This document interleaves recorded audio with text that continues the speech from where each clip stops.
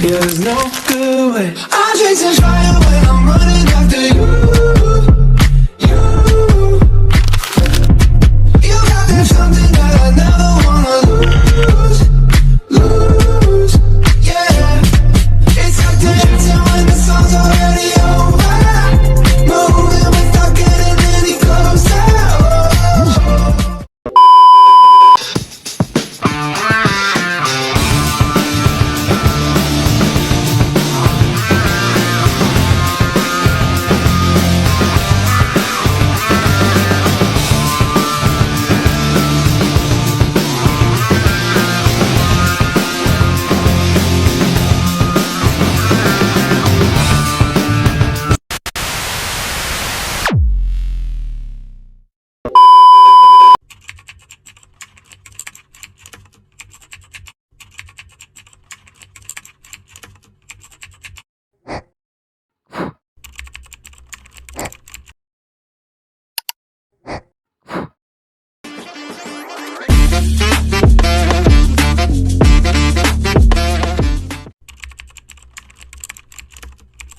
Saya mulai jadi juru kunci di sini umur 40, jadi sudah 7 tahun menjadi juru kunci. Dulu memang bapak saya, cuman waktu itu bapak saya sakit, terus kemudian kemarin meninggal, akhirnya saya meneruskan karena juru kunci di sini itu sifatnya turun temurun. Untuk sejarah Mbah Kali Bening ini memang sebenarnya sih panjang lah ya, cuman saya ambil intinya saja. Mbah Kali Bening beliau adalah seorang pendatang dari negeri Rum, ada yang mengatakan Romawi, kalau mungkin sekarang adalah Persia, dari negeri barat sana. Jadi beliau memang ditugaskan ke tanah Jawa ini untuk syiar Islam, dan zaman beliau ataupun era beliau itu sekitar abad 12. Jadi itu bersamaan dengan Syekh Subakir yang mana adalah penumbal tanah Jawa. Ya, Subakir itu eranya berbarengan dengan beliau. Itu akhirnya beliau itu memang ditugaskan untuk ke daerah sini, yang mana di sini tugasnya adalah syiar Islam ataupun menyebarkan agama Islam. Dan sampailah ke tempat ini dengan waktu itu situasi dan kondisi di tempat ini itu sedang musim kemarau, dan di sini itu otomatis sedang musim kemarau kan, gersang ya, gersang, kekurangan air. Dan beliau itu akhirnya kan berpikir bagaimana caranya supaya masyarakat itu tidak kekurangan air, yang pertama. Dan keduanya, karena beliau adalah seorang muslim, waktu itu mau sholat dan mau berwudu, ternyata tidak ada air. Yang biasanya ada air, tidak adanya tempatnya basah, hanya tinggal sisa-sisa saja, jadi otomatis tidak bisa untuk berwudu. Walaupun sebenarnya berwudu bisa dengan tayamum, namun beliau memang berkehendak supaya bisa berwudu dengan air, supaya masyarakat ini juga ikut menikmati air yang ada, kayak gitu. Hanya beliau itu memohon kepada Yang Kuasa, memohon petunjuk dan bagaimana caranya supaya keinginan beliau itu terkabul.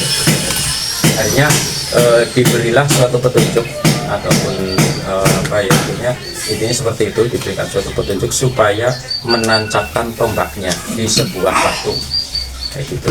Jadi setelah dicabut tombak tersebut itu keluar airnya dari batu itu. Nah, makanya dinamakan Kali Bening ataupun Kalih Bening, yang artinya kali bisa berarti adalah air, bening adalah jernih, jadi banyu sing bening ataupun air yang jernih.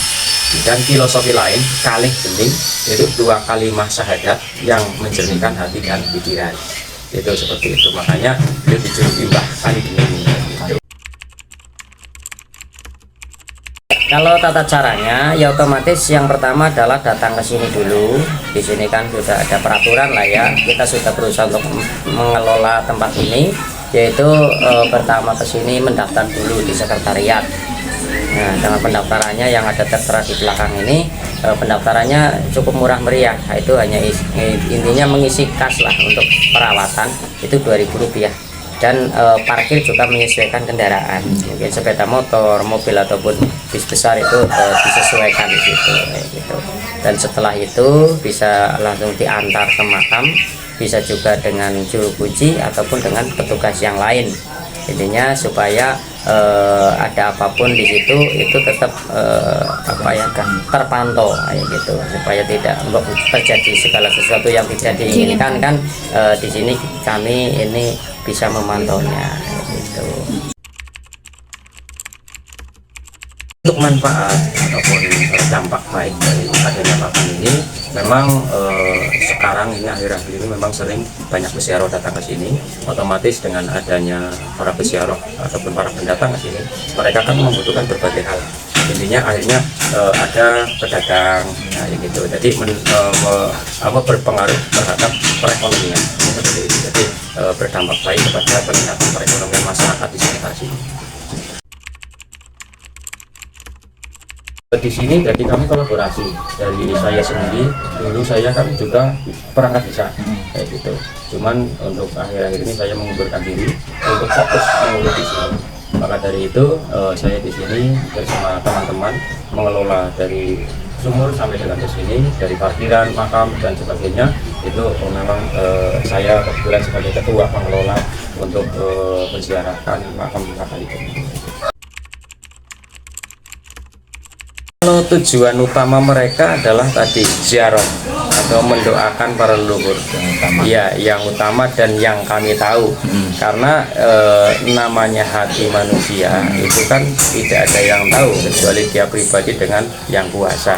Jadi terlepas dari itu semua, itu bukan urusan dan bukan tanggung jawab kami. Kami tahunya orang kesini ini adalah berkehendak untuk ziarah ke makam Bakalikeni seperti itu, dan di situ pun kami berusaha untuk mengarahkan supaya tidak terjadi salah paham. Intinya ziarah ke sana minta ini itu kan tidak pas, tapi namanya ziarah yang saya katakan tadi adalah mendoakan seperti itu.